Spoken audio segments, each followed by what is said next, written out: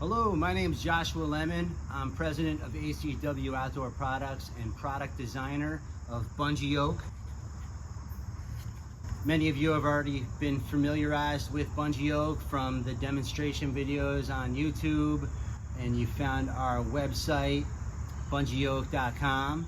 But for those of you who are unfamiliar with the product, Bungee Yoke is a universal portage yoke for solo and pack canoes, the boats that are typically built without a yoke to carry your boat built into the boat itself. So what Bungee Yoke does is it attaches to your boat and allows you to carry your boat in an overhead fashion and portage much more efficiently.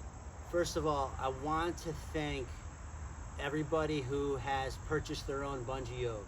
Thank you so much for the comments, for the feedback, for the emails, because that's part of what this video is to show how Bungee Yoke is evolving. And today what I'm going to do is go through the install quickly. To my right here, I have Bungee Yoke installed on a Hornbeck Nutrix 13.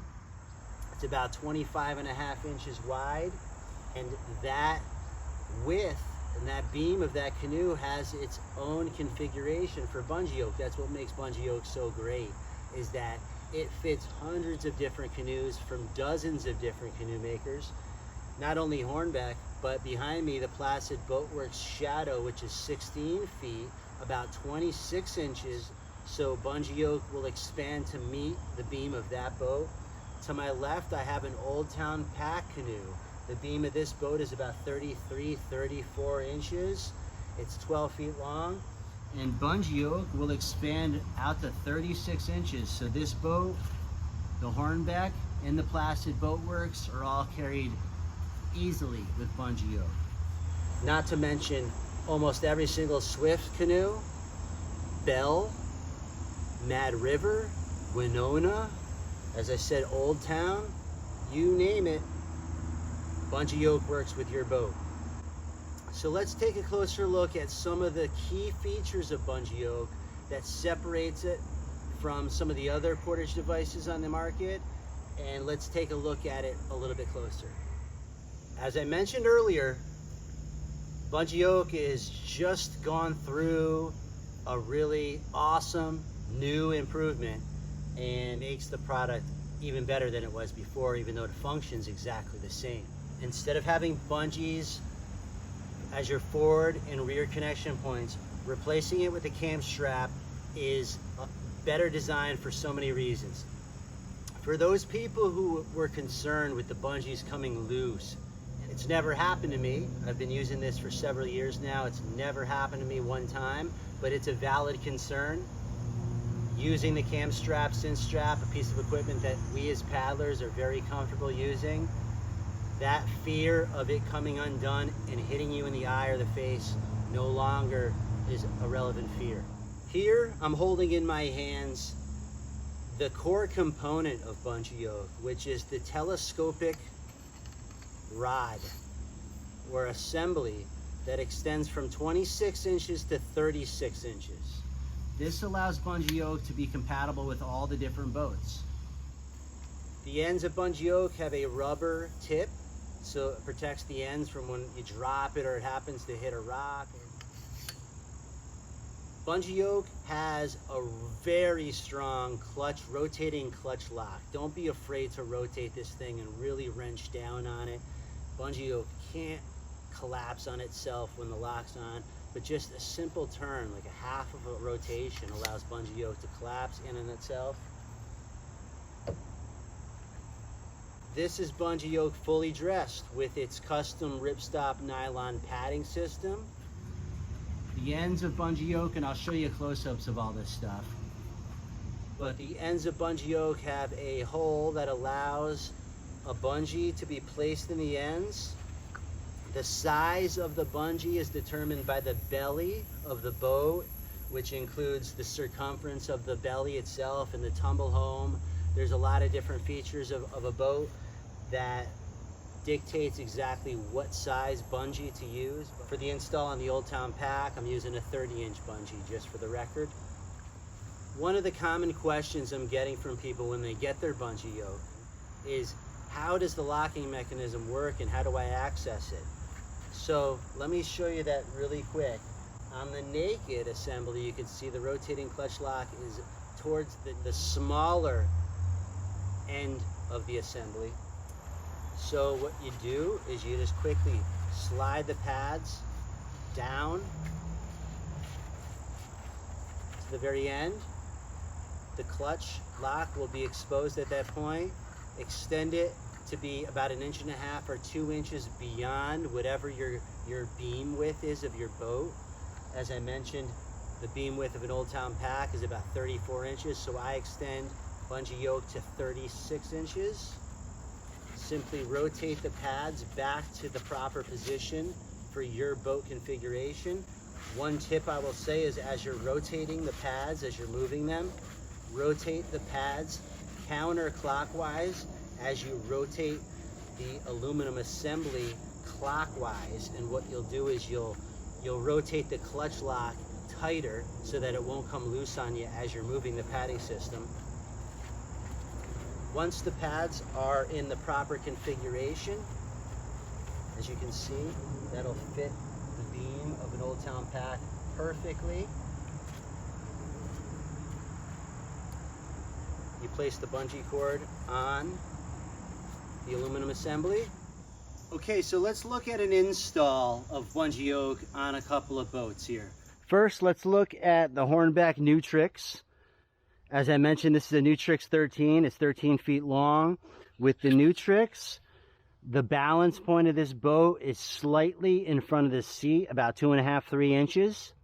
I have 2 8-foot cam straps attached to the front connection. I have 2 4-foot cam straps attached to the rear connection.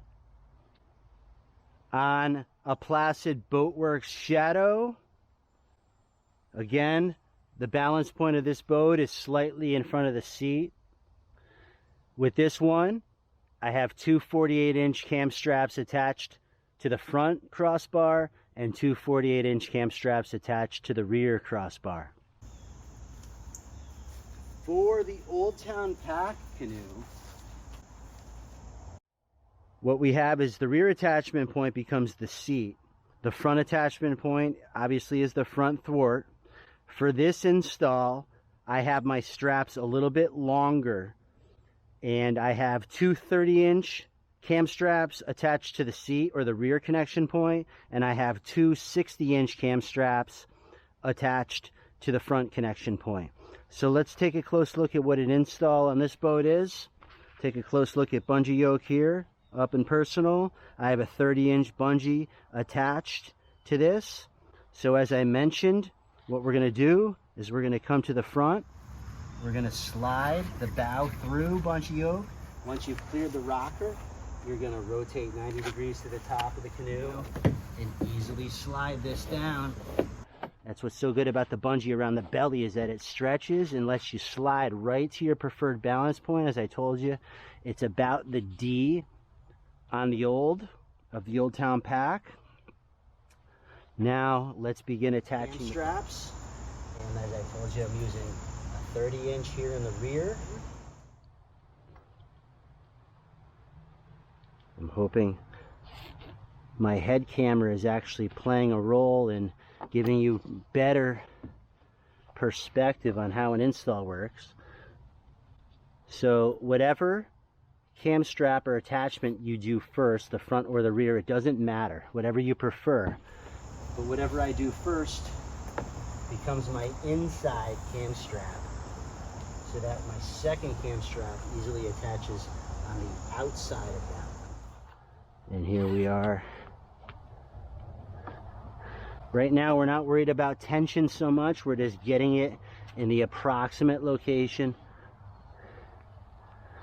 Once we get the approximate location set, then we'll slowly apply tension to each one of these cam straps equally.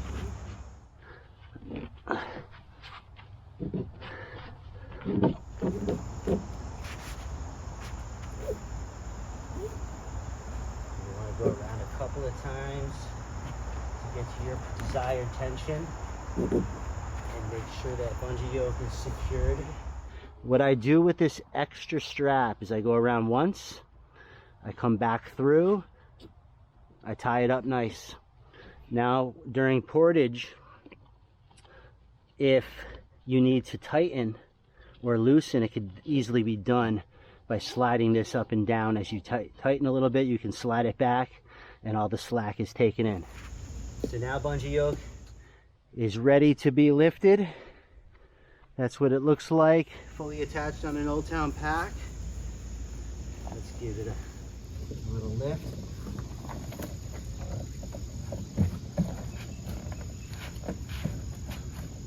There it is. Bungee yoke is durable. Bungee yoke is lightweight. It floats on the water if it's dropped out of your boat.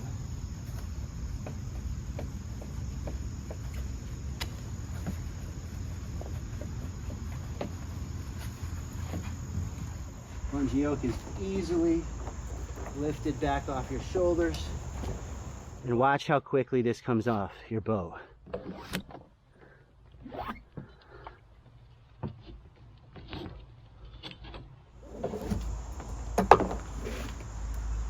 Little buckles here in the back of your boat.